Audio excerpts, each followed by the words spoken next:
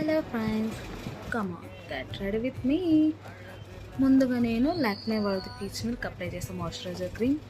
And దాని తర్వాత ఏం చేశాను అంటే పౌండ్ స్క్రీన్ నా దగ్గర ఉంటే అది తీసుకున్నా. జస్ట్ టూ డ్రాప్స్ తీసుకున్నా.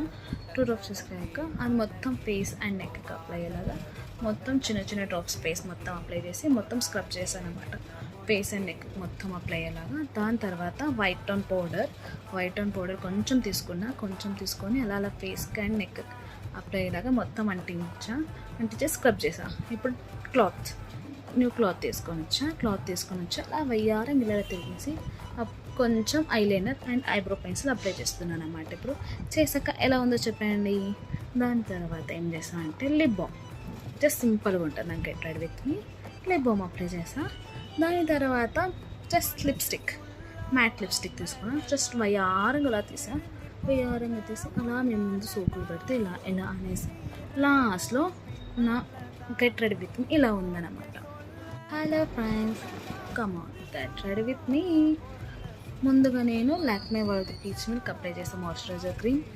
అండ్ దాని తర్వాత ఏం చేశాను అంటే పౌండ్ స్క్రీన్ నా దగ్గర ఉంటే అది తీసుకున్నా. జస్ట్ 2 డ్రాప్స్ తీసుకున్నా.